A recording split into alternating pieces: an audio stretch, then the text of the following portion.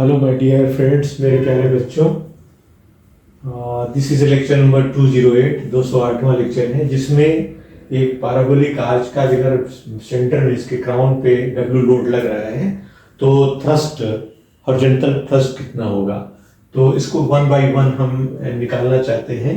तो आप देखो mx नो h क्या होगा, w/2 इंटू एक्स, क्योंकि w लोड है इसलिए यहाँ पर ba और bb कितने के बराबर होंगे, wa w/2 के बराबर होंगे, ba एंड bb दोनों बराबर होंगे।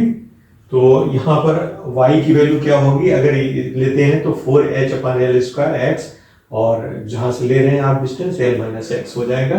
तो नाउ h इक्वल्स टू, चूंकि half portion 0 to l/2 integrate कर रहे हैं इसलिए 2 यहाँ लगेगा, 2 यहाँ लगेगा।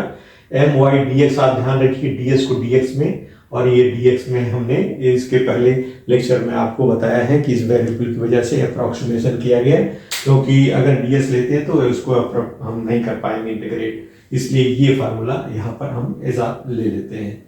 तो टेक नॉमिनेटर, इग्नोर 2 को इग्नोर कर दिया, तो 0 to l/2 w/2 x 4h/l² x l-x into dx हो जाएगा। हमने क्या किया है, w/2 4h/l² को बाहर कर लिया है, 0 to l/2 x² l-x dx को इंटीग्रेट किया है। तो x² l-x को अगर आप खोलोगे तो क्या हो गया, x² l, तो इसका क्यूब डिवाइडेड बाई 3l हो जाएगा, ये x3 डिवाइड बाई 4 हो जाएगा।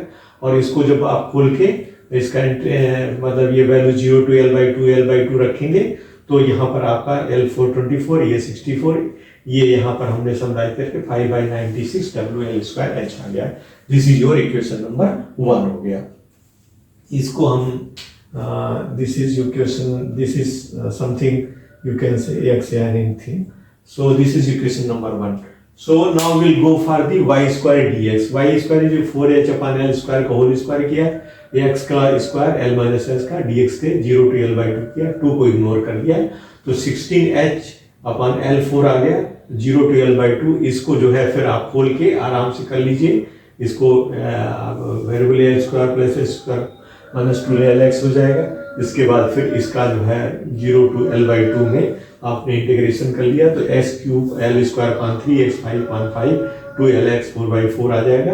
तो इसको हम सिंप्लीफाई करते गए हैं तो ये वैल्यू हमारे पास आ गई है।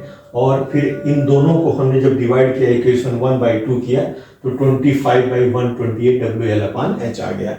सो इस तरह से आपने यहाँ पर थ्रस्ट को, तो simply we can calculate the thrust, लेकिन आप माइंड करिएगा y ds की जगह dx का इस्तेमाल हम लोग 2 हिंज पैराबोलिक आर्च में कर रहे हैं, जबकि उसमें हमने ऐसा नहीं किया था, क्योंकि इसमें अप्रोक्सीमेशन, क्योंकि वो इंटीग्रेशन नहीं हो पाएगा, इसलिए प्रॉब्लम आ रही है।